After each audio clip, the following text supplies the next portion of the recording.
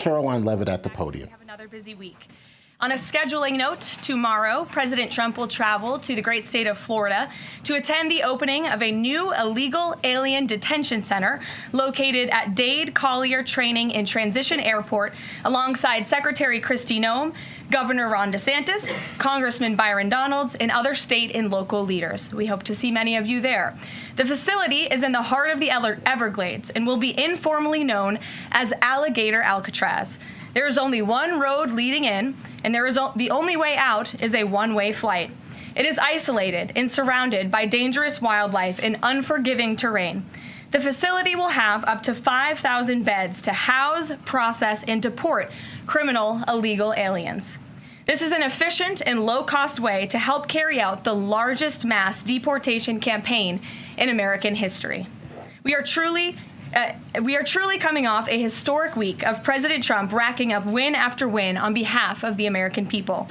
President Trump restored peace through strength and acted decisively as commander-in-chief to obliterate the immediate threat of the Iranian regime's nuclear capabilities and then brokered a ceasefire between Israel and Iran, which continues to hold. Then, the president traveled to the Netherlands and achieved a monumental win for the United States and the NATO alliance by getting our allies to dedicate 5% of their GDPs to military spending. As a result of President Trump unleashing American energy dominance, summer gas prices are at the lowest they have been in 4 years, heading into the July 4th week.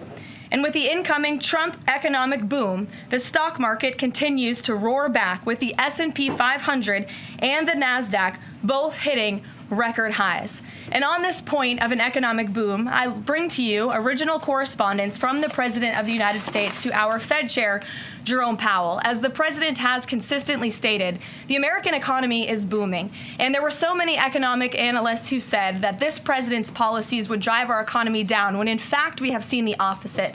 We've seen a massive deregulation campaign take place. We've seen inflation completely diminished from where it was under the reckless spending and the bad policies of the previous incompetent administration. I would remind the Fed Chair, and I would remind the entire world, that this is a president who was a businessman first, and he knows what he is doing. He has a proven economic formula that worked in his first term as president, and it is working again. The one problem that remains is high interest rates for the American people. The American people want to borrow money cheaply, and they should be able to do that. But unfortunately, we have interest rates that are still too high. So the president sent this note to the Fed Chair today. And if you look at this chart, this is a chart of all of the interest rates of many countries throughout the world. At the top is Switzerland. They're only paying a quarter for interest rates. Cambodia, Japan, Denmark, Thailand, Botswana, Barbados, Taiwan, Bulgaria, Cuba, Sweden, Morocco, Cabo Verde, South Korea, Algeria, Canada, Albania, Libya, Malaysia, China, New Zealand, Trinidad and Tobago, Czechia, Bolivia, Australia, Costa Rica, the Bahamas, Kuwait, Papua New Guinea, Bosnia, United Kingdom, and the UAE are all paying lower interest rates than the United States of America, which has one of the hottest and strongest economies in the world. The president sent this note to the Fed Chair. It says, Jerome, you are as usual too late. You have cost the USA a fortune and continue to do so. You should lower the rate by a lot. Hundreds of billions of dollars are being lost, and there is no inflation. And the president is right. There is historically low inflation thanks to his policies. And we will continue to drive down the cost of living in this country for Americans. We will continue to deregulate. And it's also incredibly important that we pass this one big, beautiful bill, which is the largest tax cuts in American history. And that's why the White House and the president himself have been in touch with lawmakers all weekend long to get this bill passed. And they are working very hard to do so. It remains a top priority for the president. And this bill has exposed the clear differences between Republicans and Democrats in 2025. The Democrats are doubling down on craziness and radical policies that are undermining the very fabric of our country. Just look at the Democrat nominee for New York City Mayor, Zohran Mamdani. He's a Democrat socialist, really a communist, who proudly calls to defund the police, peddles anti-Semitism, praises pro-Hamas groups, wants Israel abolished, and believes wealthy Americans should not exist. Those are his words, just as recent as this weekend. Meanwhile, under President Trump's leadership, Republicans are fighting tirelessly for everyday middle-class working Americans who re-elected this president. And we're carrying out a revolution of common sense. And all of that is packed into this one big, beautiful bill. It delivers the largest middle and working class tax cuts in U.S. history. It keeps America safe by funding the largest ever one-time investment in border security. It's enough to reverse the Biden border invasion. And every single Democrat is against that, against securing our border and deporting millions of criminal illegal aliens. The one big beautiful bill also strengthens and protects Medicaid benefits, despite what Democrats are saying, for eligible American citizens who rely on it, like pregnant women, children, seniors, and people with disabilities, by eliminating waste, fraud, and abuse that threaten to destroy this program that was intended for the most vulnerable in our society. And every single Democrat in Congress is against rooting out that waste, fraud, and abuse and blocking the 1.4 million illegal aliens who are currently improperly receiving these benefits that should be going to American tax-paying citizens. The Democrats in Congress are more concerned with defending illegal aliens than they are hardworking Americans. And the big, beautiful bill also revitalizes our military and enhances our defense capabilities, protects our country from emerging new threats by funding a cutting-edge missile defense system called the Golden Dome. And as we all know, the one big, beautiful bill makes the Trump tax cuts permanent. The White House and the president are adamant that this bill is passed and that this bill makes its way to his desk. Republicans need to stay tough and unified during the home stretch, and we are counting on them to get the job done. So with that, we will take up questions. John Fredericks is in our new media seat today. John, thanks for being here. We'll kick it to you. Thank you, Karoline. Let's get to the one big, beautiful bill first. It appears now you're going to get at least 50 votes in the Senate. There'll be some amendments. What is the president's confidence level in getting 218 votes in the House by the end of this week in order for him to sign it on Friday? Well, look, we are very well aware, the president is very well aware, that this bill needs to not only pass out of the Senate, but it needs to go back to the House, and we need the full weight of the Republican conference to get behind this bill, and we expect them to, and we are confident that they will. The president has been working hand in hand with Senate Majority Leader Thune and also our House Republican leader, or the Speaker of the House, Mike Johnson, both of whom will be at the White House today to meet with the president yet again. I believe they were here this morning, actually. I have one follow-up. Sure. You outlined Jerome Powell and the note that the president just sent to him. There are many who believe that Powell has been politicized in a lot of different ways. The president has not been shy about acting on things that he believes in. Why not just fire Jerome Powell and put in somebody that is going to lower rates? Why wait? Well, it's a good question, and one you can ask the president, because that's a decision for him to make. But you're right to point out the politicization of the Fed, and it's very unfortunate for our country. But Jerome Powell cut rates numerous times ahead of the election when Joe Biden was in this Oval Office, but now he refuses to, and the economy is in a much better place. So there really isn't a good explanation for that, and the president is rightfully calling attention to it. Thank you. Kelly. Good afternoon. On Iran, the president posted on his social that he is not even talking to them anymore. When we were at NATO, he said he expected the U.S. and Iran to have talks as early as this week and that he might even want to see a written agreement. What is the update now if he's saying he's not even talking?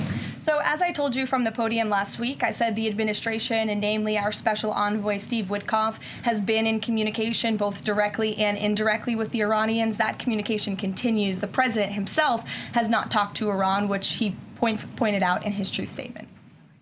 Peter. Thank you, Karoline. Does President Trump want Zohran Mamdani deported? I haven't heard him say that. I haven't heard him call for that. But certainly he does not want this individual to be elected. I was just speaking to him about it and his radical policies that will completely crush New York City, which is obviously a city that the president holds near and dear to his heart. There's this Congressman, Andy Ogles. He wants the Attorney General Bondi to explore denaturalization proceedings because he thinks Mamdani could have misrepresented or concealed material support for terrorism based on rap lyrics he wrote in 2017. Does President Trump think this is a worthwhile use of the Attorney General's time? Well, I'll let the president speak to that. I have not seen those claims, but surely if they are true, it's something that should be investigated. And could President Trump see himself, you said you just talked to him about this, Mm-hmm. could he see himself working with a mayor Mamdani, somebody who, on Meet the Press this weekend, was given 3 chances to condemn the phrase globalize the intifada, but he couldn't.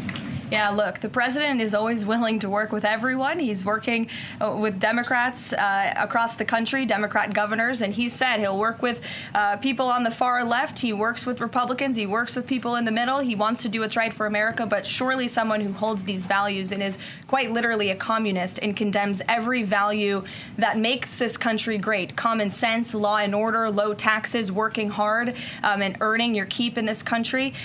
He's against all of that, and I think the president would find it difficult to work with someone like that. If he is elected, I'm sure you'll hear more from the president on that, but we'll have to see. Hopefully the voters of New York City choose wisely.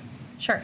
Thanks, Karoline. The president on Friday said that he was hopeful of a Gaza deal within the next week. Can you give us an update on any progress towards that, and on any talks that the White House is having with Israel on that? Mm-hmm. Sure. Well, I know that Mr. Dermer is in Washington this week to meet with senior officials here at the White House. I also know that this administration is in constant communication with Israeli leadership, and the president himself speaks frequently, as you know, to Prime Minister Netanyahu. But this has been a priority for the president since he took office, to end this brutal war in Gaza. It is because of this president that humanitarian aid is being brought into the region. It's heartbreaking to see the images that have come out from both Israel and Gaza throughout this war, and the president wants to see it end. He wants to save lives, and however, the main priority for the president also remains to bring all of the hostages home out of Gaza. As you know, his tireless effort has brought home many of the hostages, including all of the American hostages who were held there. So he wants to see both things happen, and we're continuing to work very hard to do those things. Sure. Yeah, thanks, Karoline. What is the White House's response to Senator Tillis's criticism articulated from the Senate floor yesterday, in which he said passing the big, beautiful bill would betray President Trump's promise to protect Medicaid? Well, he is just wrong. And the president and the vast majority of Republicans who are supportive of this legislation are right. This bill protects Medicaid, as I laid out for you, for those who truly deserve this program, the needy, pregnant women, children, sick Americans who physically cannot work. And what it does is it ensures that able-bodied Americans who can work 20 hours a week are actually doing so, and that will therefore strengthen and protect those benefits for Americans who need it, as well as cutting out the waste, fraud, and abuse, as well as getting 1.4 million illegal aliens off of the program. So all of those measures are actually going to protect it for those who need it. That's the president's position, and that's what this bill does, and that's why Republicans need to vote for it and get it to the president's desk. That kind of criticism from a Republican senator, is that reason for concern for the passage of this? No, it's not. We're confident this bill is going to be back at the White House by the 4th of July. Stephen. Thank you, Karoline. 2 questions. On the New York mayoral race, does the president plan to make an endorsement? And secondly, on Jerome Powell, a lot of the focus obviously has been on interest rates and him keeping them high, but a new controversy erupted today. My colleague first reported that he's facing Chairman Jerome Powell is facing accusations of lying to Congress, which is a potential crime, about luxurious details of the Fed's $2.5 billion renovation project. Senator Loomis has called attention to this. Some experts want him to be investigated. Does the White House want these allegations investigated and, if found substantiated, punished? I'll have to take a look at those allegations, and I will raise them to the president's attention and let him speak on them himself. To your first question regarding the mayoral race, the president was asked that yesterday by Maria Bartiromo. He refused to give an endorsement, so you won't get one from me at this podium unless he wants me to do that. Phil, go ahead. Oh, okay. Sure. And then I can go to you. Cool. Thanks. Thank you. The president said that he's working on a temporary pause for immigration enforcement in certain industries. I'm wondering what you can tell us about how he's determining which industries are deserving of a pass. He mentioned farmers, but what about, say, construction workers? I mean, shouldn't there just be one standard here? I don't have any more details to read out for you, but what I can tell you is that the White House is working closely every day with the Department of Agriculture as well as the Department of Homeland Security when it comes to workforce enforcement, worksite enforcement, and the president's focus and the focus of this administration is, of course, to remove public safety threats from the streets and to deport as many of the illegal criminals, especially the violent criminals that we know are still here because of the previous administration. So that's the main priority and the goal. And then the president has already made cuts to the Office of the Director of National Intelligence, but now Senator Tom Cotton has put forward a bill that would cut the office by another 60%. What's the president's reaction to that legislation, and is this something that he would support, those additional cuts? I don't know if the president's even aware of that legislation, but I will get you a response if he is aware and if he wants to respond to it. Go ahead. Thanks, Karoline. You mentioned the dangerous wildlife at the alligator Alcatraz. Is that a design feature? Why is the president going with this mega bill in such a precarious position in the Senate? And then also, can you talk about the CBO estimate that it would add about 11 million uninsured? Well, look, when you have illegal murderers and rapists and heinous criminals in a detention facility surrounded by alligators, yes, I do think that's a deterrent for them to try to escape. We do know that some of these illegal criminals have escaped from other detention facilities, like one in New Jersey, which I know was recently reported on. So, of course, we want to keep the American people safe, and we want to remove these public safety threats from our streets, and we want to effectively detain them as best as we can. As for why the president is going, I think his trip to this detention facility actually underscores the need to pass the One Big Beautiful Bill, because we need more detention facilities across the country. The last administration let in nearly 20 million illegal people from all over the world, and this administration is focused on arresting and detaining them. But in comparison to that 20 million illegal criminal population in our country, we only have 7,000 ICE agents in the interior who are doing this very important work. And so we obviously need more personnel, we need more resources, and that's why we need to pass the One Big Beautiful Bill. On the CBO's. Go ahead. Yes, in the pink. Oh, thank you. Thank you. You're welcome. Can you please share some details of China trade deal? Has the U.S. agreed to ease some export, technology export restrictions? Sure. Well, the final language that was agreed upon in both Geneva and in London was signed just past week. We can get you that final text of the agreement. Go ahead. Thank you, Karoline. Eamon, and then behind you. Okay, thanks, Karoline. So on Jay Powell, has the president got a short list of who he wants to see as Jay Powell's successor, and is he going to name a successor as early as this summer? I won't get ahead of the president on any announcements on that. Does he like Scott Bessent for the job? Again, I won't get ahead of the president. And on TikTok, if you could, real quick, he said Sure. yesterday he's got a buyer, but the question there is, does he have a seller? And do you have any indication from the Chinese government that they've authorized a sale of TikTok to the U.S. or to U.S. buyers? What I can tell you is that these discussions with China regarding the sale of TikTok have been ongoing at the highest level, and they will continue. As you know, we have another 90-day extension, and it's just to continue to work out this deal and make sure that TikTok stays on for the American people. That's the president's main goal in this, while protecting their privacy and their security. Behind you. Go ahead. Thank you, Karoline. The president has been calling for a deal in Gaza for 2 days and many posts. Who is blocking the deal? And one other thing, when he posted on Netanyahu's trial, also he said it interferes with the negotiations on Iran and on Gaza. What did he mean by that? I'm sorry, to your second question? The second question, when he posted about the Israeli Prime Minister trial, Yes. he said it interferes with the negotiations on Gaza and on Iran. What did he mean by that? It interferes because it physically and logistically was interfering. The prime minister was slated to go to court last week when he's in the middle of negotiating a peace deal and bringing hostages out of a war-torn region. And so the president was simply, I think, emphasizing his empathy that he has for Bibi Netanyahu and seeing him go what he's going through with his own judicial system in the state of Israel. Clearly, the president knows that very well.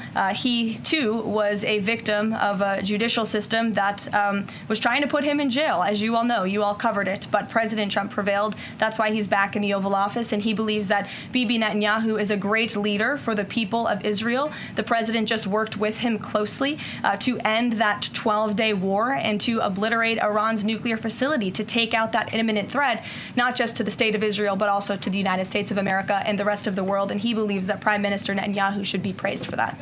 Go ahead. Thanks, Caroline. On the mega bill and the amendment that would limit Medicaid expansion under the Affordable Care Act, does the president want that amendment to pass? The president wants this bill to pass. Meredith. Hey, thanks, Caroline. On trade, we have this looming July 9th deadline coming up. We heard the Treasury Secretary say that he expects to wrap up these trade deals by Labor Day, but when President Trump was asked yesterday about any extensions by July 9th, he said, I think that would be necessary. So is the president ruling out any extensions on trade for any nations, even if they're negotiating in good faith? Well, you heard from him directly. He said he did not think that it would be necessary. He is going to set the rates for many of these countries if they don't come to the table to negotiate in good faith. And he is meeting with his trade team this week to do that. Mary. Thanks, Caroline. I just watched a CNN segment on a new app called Ice Block, and it kind of appeared to be promoting this app where you can tell people where ICE agents are.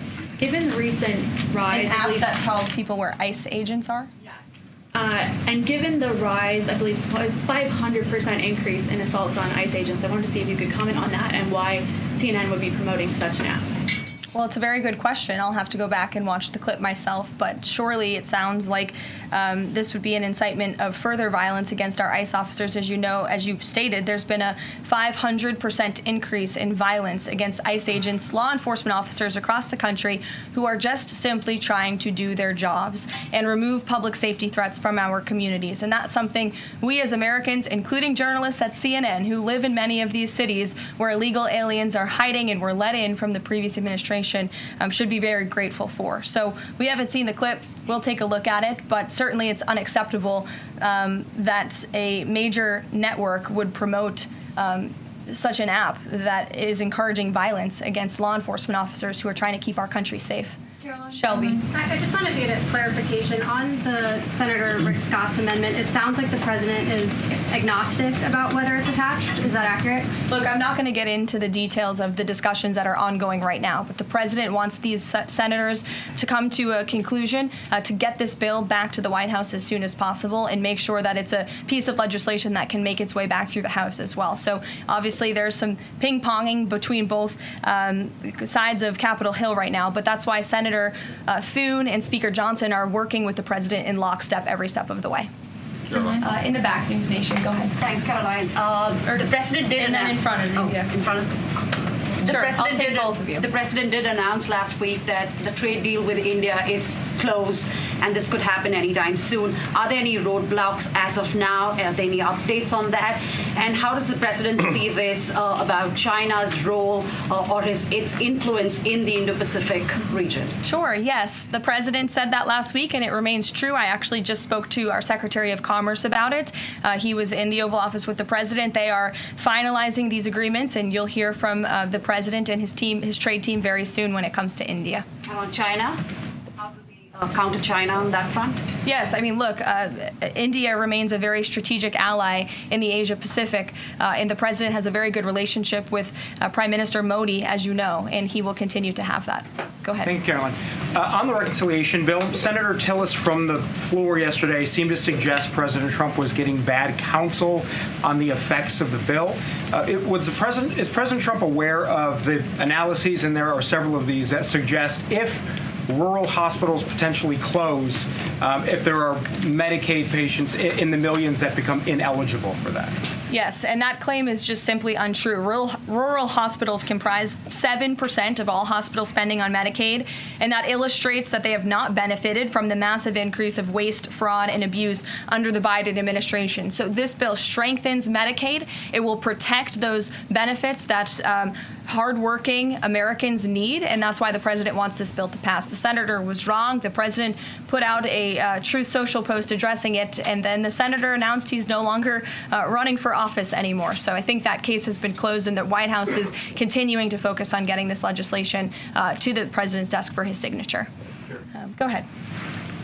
Yes, you. Yeah, thank you so much. Well, you and then you. There's confusion here. A question on Syria. Go ahead. Has the Syrian government get back to you that they are ready to join the Abraham Accord? Is there any discussion with the Syrian and Israeli government for having a security agreement? This is the first question. And the second question, what's the end goal for talking with the Iranian? Is that only focused on the nuclear program, or they are willing to speak about the other issues like the proxy groups and ballistic missiles, or even trade with Iran?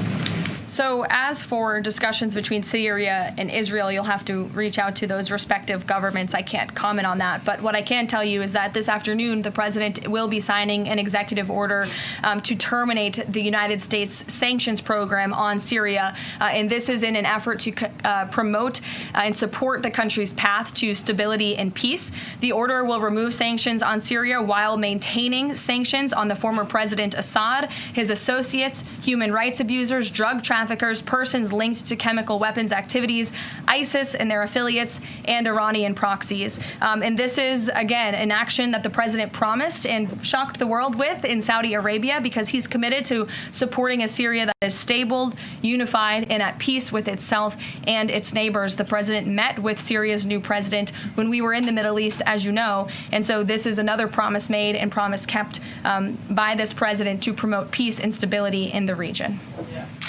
Go ahead, Karoline. Questions on two topics, if you don't mind. I will start with NTD here. First, on Canada. Canada says it's now dropping its digital services tax on American tech companies days after President Trump says he's halting all trade talks with Canada.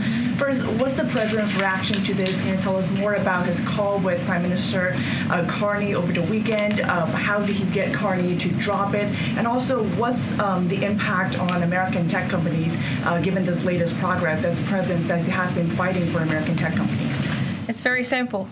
Prime Minister Carney in Canada caved to President Trump in the United States of America. And President Trump knows how to negotiate, and he knows that he is governing the best country and the best economy in this world, on this planet. And every country on the planet needs to have good trade relationships with the United States. And it was a mistake for Canada to vow to implement that tax that would have hurt our tech companies here in the United States. The president made his position quite clear to the Prime Minister, and the Prime Minister called the president last night to let the president know that he would be dropping that tax, which is a big victory for our tech companies and our American workers here at home. And on Harvard, if you don't mind, the administration today formally accused Harvard of violating civil rights laws by not doing enough to fight anti-Semitism.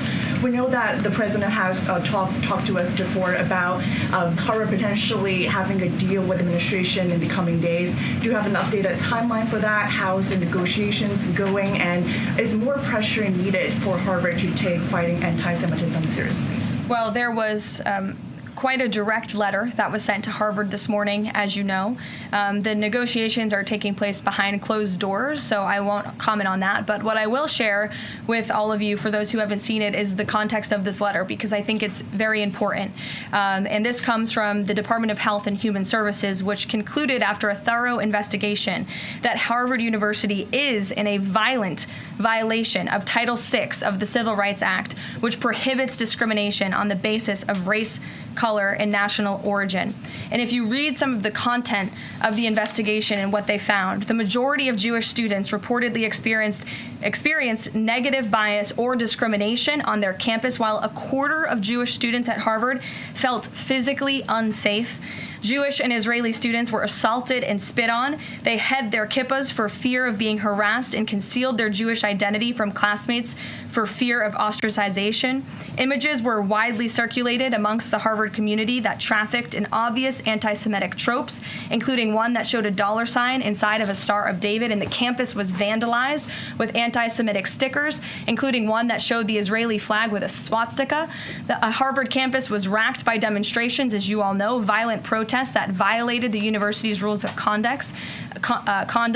The demonstrations called for genocide and murder, denied Jewish and Israeli students access to campus spaces. These are all facts that Harvard cannot dispute, and that's why the administration has found them in violation of Title VI and has threatened to withhold their federal funding, because if you break federal law, you should not be receiving federal tax dollars.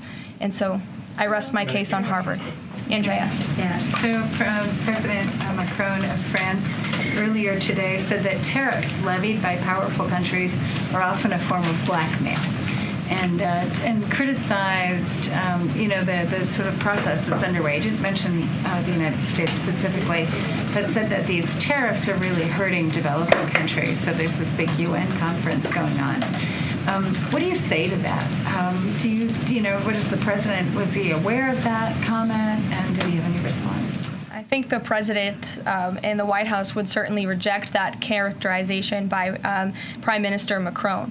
Tariffs are an effective use of presidential power to bring back the middle class, to bring back our manufacturing industry, which was the backbone of our American economy and has been hollowed out by globalist politicians who have caved to foreign countries instead of doing what's right for American workers. That's why the president is effectively utilizing his authority to wage tariffs and to utilize tariffs, and continues to be in discussions and negotiations on trade to do what's right for America. And Europe and the rest of the world might not be used to that, but President Trump is back in town, and he's going to do what's right for our people and our country. Can I just follow up on Netanyahu? So there's a report in Israeli media that the Prime Minister will actually be here, that Netanyahu will be here today meeting with the President. Can you confirm that?